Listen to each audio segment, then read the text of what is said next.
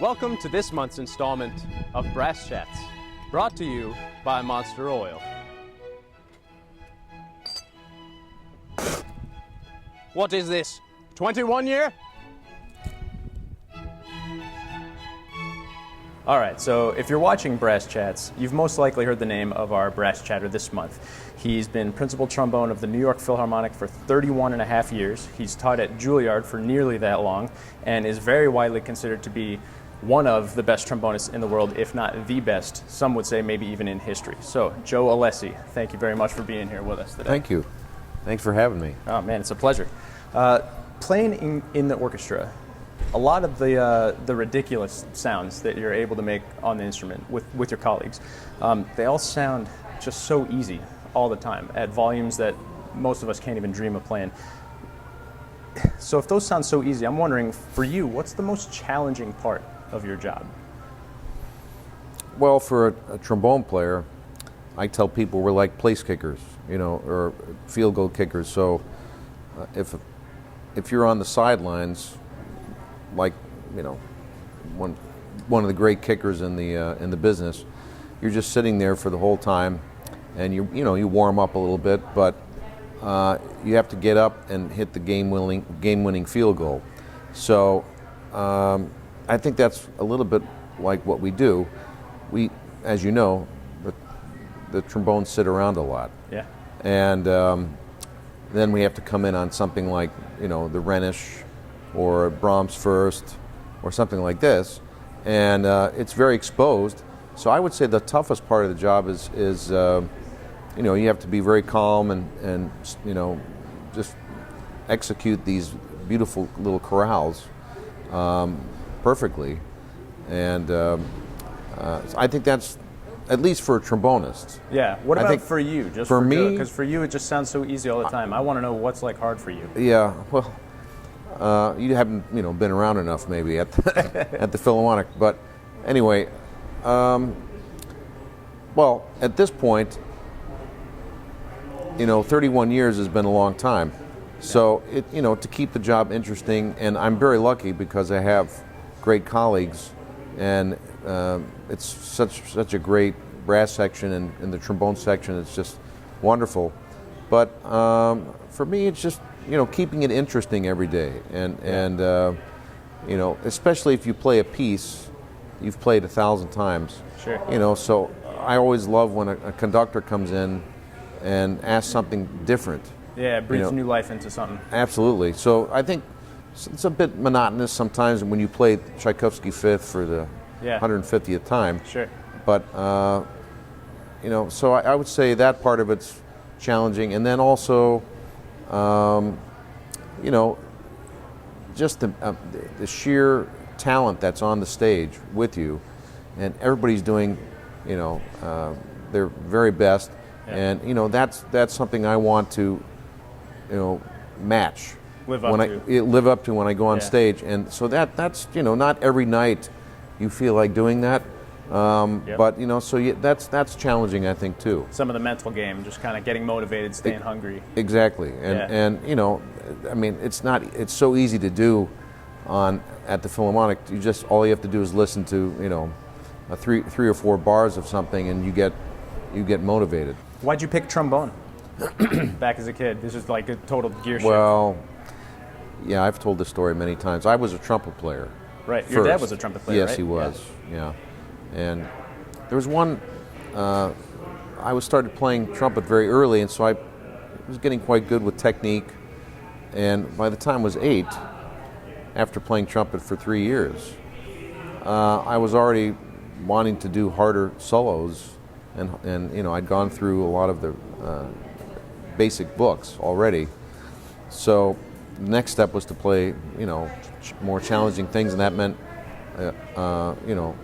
higher range and so forth. Yeah. But at 8 years old, I didn't have much of a range. You didn't have the faculties yet. Yeah. I just needed to develop. I was only 8. Yeah. But, excuse me, my father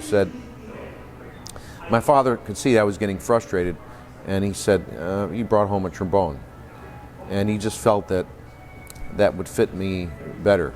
And they say trumpet players have egos. I mean, you want your kid to follow in your footsteps, and he put that aside and he gave you a different instrument entirely. That's admirable. Well, that's pretty cool. I think he just knew what he was talking about with the mouthpiece and so forth, and that seemed to fit my face better. So anyway, when I reluctantly gave in and tried the trombone, of course the first note I played was a high B flat, and that's like a tuning note on a trumpet. Right. So that convinced me somehow to play the trombone. Yeah. And yeah, that's how it all went down. So you had two musical parents, right? And you have to forgive me if I butcher your mother's maiden name. It's Leonie? Leonie. Leonie, yes. Okay. So she was an opera singer at the Met. She was a soprano. Yes. And I would love to hear some more about your musical home life growing up. I mean, so your dad was a professional trumpet player, and your mother, Maria, she was an opera singer, like I said, with the Met. And so I'm wondering what elements of this background made their way into your trombone playing or your musical approach overall. And my brother was a trumpet player also. Right. So yeah, we were all practicing at the same time. The dog was barking, and my mother was singing, and so it was kind of a noisy household. But well, my mother had a beautiful voice. You can hear her on my website, and I have a link dedicated to her. And she had an amazing voice, and her phrasing and was world class. And I guess I must have picked up something from her. Yeah. Listening to her vocalize and sing, and my dad was a real brass technician. He knew about embouchure, he knew about air, he knew about support. So if I had to ask any questions, I just go to them. Right. It's very simple. And you had both sides of it. You had a technical side and just a phrasing side, a really musical side. Yeah, and my mother came in one day while I was practicing, and I was having trouble with something and getting frustrated. And she said, if you just simply sing that phrase, and it'll work, And sure enough, I just used something different in my mind, and I looked at the passage in a different way, and it came out just nice, So I think I tell students that too. Put the horn down when you get frustrated, and actually, vocalize and conduct a little bit so that you can free yourself from the instrument. That's so important when you practice. Is that something you still do? Yes. If you're getting frustrated, and something's not happening, don't practice it anymore. Simply sing what you're trying to play, and just focus in on it, and then pick up the instrument and try it again. Kind of get out of the technical side of it back into where it's supposed to be. You have to use your voice and your maybe some conducting to get the rhythm back into it, and that really helps. Yeah. So that's getting into your work ethic a little bit. I'm wondering, as a young player, like as a student, and even through to now, how did you get good? Talk about some of your work ethic, your routines, how long would you practice, that kind of stuff, I'm wondering. So even just as a student, let's start. Well, yeah, the whole thing about how long you would practice, I'm always reluctant to talk about that because some people practice a long time and they do it wrong. And they get nothing done, Yeah, it's not the amount, it's how you do it. So I was pretty organized with the practice. I like to plan it ahead of time. Yeah. So one of my students just sent me his plan, which is great. He did it on a clock. He said, 5 minutes he's going to practice flexibility. 10 minutes he's going to practice Bourdonnier. 5 minutes he'll practice soft playing. And so I sort of had a similar plan because, you can practice something too much and then you have no time to practice the rest of your material. How do you know? How can you suss that out, what the right amount of time is? Because that's when I try to make a plan. Hopefully somebody else can relate to this, and I'm not just saying it for myself. But when I try to make a plan, lots of times the plan falls through once I'm in the practice room because I'll allot 10 minutes on something, and then by the time minute 9 comes around, I'm not even close to where I want to be. Yeah, well, that's okay. I think if you have a timer, that's good to do that. But the great thing about practicing, you can always come back the next day and do the same thing. Yeah. And I think that's important, the daily visits to that particular area. So it's not something you need to, if you don't there's no need to panic. You always can come back the next day and do it. Yeah. And by doing it on a daily basis, you can, let's say over 2 weeks, you can practice something for 2 hours. Yeah. So it's actually better to practice something maybe in a shorter amount of time, step away from it, and then come back again later. Maybe even later in the day. Hit it hard, rest, have your mind get off of that, and then come back later and try it again. What's your favorite kind of music to play? What really speaks to you? I mean, you've had the opportunity to play every kind of music there is, pretty much. So I'm wondering what just... I love to listen to great jazz trombone players. Yeah. I can name a ton of them, but if I had to redo my whole life, I would probably be a jazz trombone player, and one of these days I'll surprise people. I'm going to show them that I can do it, and do it well. I'd love to hear about some breakthroughs in your playing. What techniques or elements kind of gave you revelations along the way? What helped you improve the most? Wow, I would say, a couple things. One is doing regular physical activity, swimming. Interesting.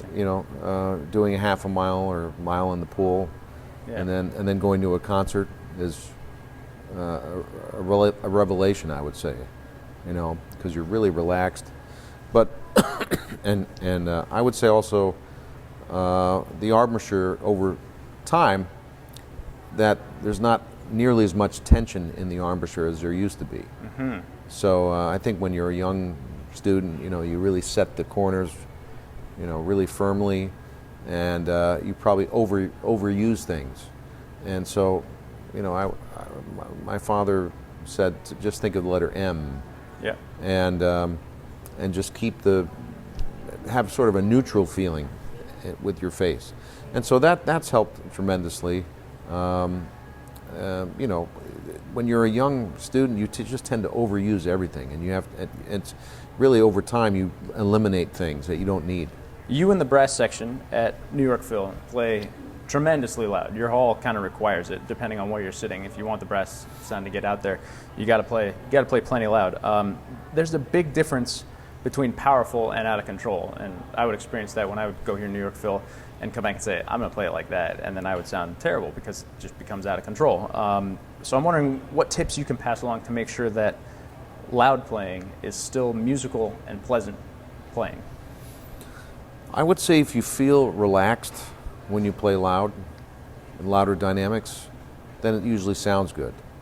So if you're feeling strained anywhere, that's going to translate into something out of control with the sound. Okay. So that's the best thing I could say about that. And how do you gain? I think when you listen to Phil Smith play, and I certainly miss him, but we have the great Chris Martin, so it's wonderful. But anyway, Phil had a special way of playing that was very singing, and anything he did was always done in a singing manner. Mm-hmm. And I think that's really true. If you were going to sing something loud, you'd want to do it. I'm not going to demonstrate that, of course, but if you're going to sing something loud, it still sounds beautiful, and you want it to sound meaningful, and you don't lose the message. Whereas if somebody is not good at that, or even a professional singer, they overdo it. It starts to sound like shouting. You know what I mean? And so that's the analogy there with the brass player. It can never sound like you're shouting, but it should sound like you're singing, and it should feel like you're singing as well. You've taught at the Juilliard School for over 30 years now. What's your favorite thing about teaching? Well, a couple things. One, it's so close to the Philharmonic. Right, convenient. But of course, that's not the main reason. The main reason why I like to teach there is that's a place where I can really, really let it all hang out, and all my concepts and all my ideas, and I want the very best for every student that I teach there. And I really, when I walk in the building in Juilliard, I'm there to just give everything I can to every student, and any knowledge that I can, hand over. That's the place I do it with the most caring in the most caring way. Of course, I teach other places and I give my advice and do it in a caring way also. But I see these same students every week. That's the only place I do that. I don't have any private students that I see every week. Right. They come maybe once a month or something. But this is my job to try to train them to be the best that they can. And I imagine it must be really gratifying when your advice takes. And Yes, yeah. I mean, I've every teacher's hope is, to go out and be successful for their students. And you've placed a lot of students. I mean, you go on your website. Yeah, there's a good amount, but yeah. There was just a gentleman who just won the principal trombone in Vancouver, Brian Windle, and you can tell he was ready to win something because he had worked hard. He listened to what I said, and he did it in a way where he never questioned anything, and he was very calm and quiet about it, and I like that. But he was. He was very interested, of course, but he was able to teach himself after a while. And so we've had lots of discussions about, how to go on from here. Yeah. I would love to hear some interesting moments from your New York Phil career. Anything from funny conductor stories to, I would love to hear who your favorite conductor that you played for at New York was. Oh, probably Leonard Bernstein. Yeah. What was so great about him? He was just him. He was Leonard Bernstein. The countless recordings and TV shows and tours and his way of explaining music, from young people's concerts. His amazing composing skills. He was just the most famous conductor I think ever to live, almost. And doing the Mahler Third with him and the Mahler Seventh and Mahler Two, that series, that was definitely a highlight of my career. And recently it was doing Mahler Third with Bernard Haitink. Sure. And did they have you approach the solo in different ways? Or did they kind of leave you to it? Some conductors really wanted a certain speed, but I liked Haitink's approach, and we kind of matched on that. Yeah. And Bernstein, a lot of the conductors sort of follow you a bit, but I tend to do it in a very predictable way. Anyway, it was that was certainly a great experience. Another experience being in New York was a non-Philharmonic experience where London Symphony wanted me to do a concert with them in Carnegie Hall. Yeah. And I had just finished playing the Jim Pugh concerto, and I got this call and say we need somebody to play. So playing with Pierre Boulez, sitting next to Morris Murphy, and the great brass section there. Was great, wonderful, and we played Mahler Six. We played Berg Three Pieces and the Mahler Sixth Symphony. Wow! On the same concert, and that was just great. I think that's about time for the Monster Round. Are you familiar with the Monster Round, sir? The what? The Monster Round. Okay. All right. So the Monster Round is kind of like a stream of consciousness thing. Yep. Very quick answers. Yeah. One word if possible, as quick as possible. Okay. No one's gonna check your work. So I'm gonna keep time over here. Okay. Tom's gonna check your work. Okay. So this is the Monster Round with Joe Alessi. He's ready. I'm ready. Here we go. Who is or was the greatest trombonist who never played in an orchestra? Irby Green. What is the hardest solo you ever played with New York Phil? Melinda Wagner's trombone concerto. What's your favorite Olympic sport? Downhill skiing. What's your biggest weakness on trombone? My tongue. Would you rather jump over 25 cars on a motorcycle or fly off a cliff in a wingsuit? Fly off a cliff in a wingsuit. Me too. What's your least favorite orchestral excerpt? To play or to listen to? Either.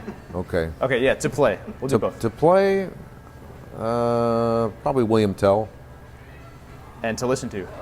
To listen to, I would say Mahler 3. Yeah, that one's kind of a haul, isn't it? Well, just people play it incorrectly all the time. Sure. What's the best book you read in the last year? Golf Digest. Like it. What instrument would you play if you didn't have lips? The cello. Good one. Yeah. What's one method book that you simply could not go without? The Bordogni Vocalese. What is? I mean, well, that's not a method book. Is that what you mean by Yeah, that? yeah, close enough. Yeah. Okay. What is the number one mistake you hear from players at an audition? Playing too loud. Does that hold true for trumpet as well? Trumpet Yes. audition? Absolutely. He laughed at me. Okay. What's your favorite non-trombone instrument to listen to? Probably sax. Baritone sax. Who is your favorite violinist of all time? Glenn Dictorow. Good one. Our former concertmaster. In a word, what is the golden key to bolero? One word. Rhythmic preparation. No, that was 2 words. It's all right. Rhythm. We like guys that don't follow the rules here. Okay. This is good. What's the most difficult style of music to play? Maybe Latin. Latin? Yeah. If you could tell 16-year-old Joe Alessi one thing about trombone, what would it be? Sing more. If you could force Donald Trump to listen to one piece of music that might change his outlook on everything, what would it be? Silent Night. I like it. What's your dream car? 911. Turbo. That's right. It's the same as Arturo, I think. All right. Name the members of your dream brass quintet comprised of you and 4 other members, but they're all deceased. So you got to pick from deceased players. Arnold Jacobs. Gunther Schuller. Yeah, probably Bud Herseth. Yeah, Fred Mills. good one. Besides J.J. Johnson, who is the greatest jazz trombonist of all time? I'd say Trummy Young. If your story was to be told on the silver screen in the movies, what actor would portray Joe Alessi? James Gandolfini. I like it. If you could choose, if you were given the opportunity to choose, what would be the final piece that you play on your final concert with the New York Phil before you retire? I would say Bolero. From the world of sports or film or journalism or anything, name a person who people might be surprised to hear is one of your influences. I would say Clint Eastwood. Clint Eastwood? Yes. What about Clint Eastwood? That's perfect. We're gonna cut. After you shake your head, it's just gonna cut to the next question. What are the 3 most important characteristics of a perfect embouchure? I would say the correct positioning of the mouthpiece, so not too high, not too low, not rolling in the upper lip. Excuse me, not rolling in the bottom lip. Okay, and the third would be to have a puckered embouchure, not an embouchure that smiled too much. Sure. On the 8th day of Christmas, my true love gave to me what? A 911 Turbo. That's incorrect. It was 8 Maids of Milking. Okay, thank you. Among conductors that you haven't yet played for, who would you most like to? Oh, Simon Rattle. Simon Rattle. Yeah. That's our Monster Round with Joe Alessi. Thank Yeah. you very much for being with us. Thank you.